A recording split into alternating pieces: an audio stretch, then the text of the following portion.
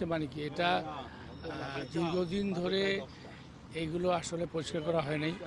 হ্যাঁ, এগুলো আমরা যে আউটসোর্সিং দিছি তারা শুধু ওই রাস্তা ঝাড়ু, ফুটপাত ঝাড়ু এর মধ্যে কাজটা রাখছে, কিন্তু এই যে আগাছাগুলো বড় হয়েছে বা ময়লা পড়তেছে এই দিক বা এখানে অনেক উল্টাপাল্টা আগাছা জন্মাইছে, লোকজন বিভিন্ন রকমের আবাদ করতেছিল, এই জিনিসগুলো আসলে নজরে নেওয়া হয় নাই। মাননীয় প্রধানমন্ত্রী যখন সর্বশেষ ভিজিট দেন উনি বলছেন যেগুলো ক্লিন করার জন্য, সেই জন্যই আমরা এটাকে এখন ওই আউটসোর্সিং যেটা রেগুলার ওরা করতেছে এর বাইরেও আমরা এক্সট্রা লেবার লাগাই এটা ক্লিন করতেছি।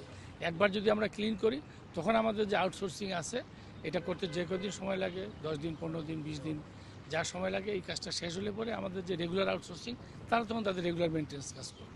অলরেডি আমরা লাইটিংয়ের টেন্ডার হয়ে গেছে, ওয়ার্ক অর্ডার তো হয়ে গেছে, মানে নাকি সিসি ক্যামেরা এই দুটো আমরা একদম পুরা হাতিঝিলকে আমরা একদম লাইটিংয়ের আওতায় নিয়ে আসবো এবং সিসি ক্যামেরার আওতায় আনবো। এখন সিসি ক্যামেরা কিছু আছে বাট পর্যাপ্ত না, আমরা টোটালটাকে নিয়ে আসতেছি যাতে এগুলো সিসি ক্যামেরা ছাড়া আর এই লাইটিং ছাড়া অন্ধকার হয়ে যায়, এগুলো অন্ধকারে কিছু দেখা যায় না। হ্যাঁ হ্যাঁ পুলিশের সাথে, এবং এই সিসি ক্যামেরা কিন্তু থানার সাথে ইন্টিগ্রেটেড হবে, তারাও দেখতে পাবে। সবগুলাই তো এই আমরা সিসি ক্যামেরার আওতায় নিয়ে আসলে এবং লাইটিংটা ফুলফিল করতে পারলে আমাদের এই সমস্যা।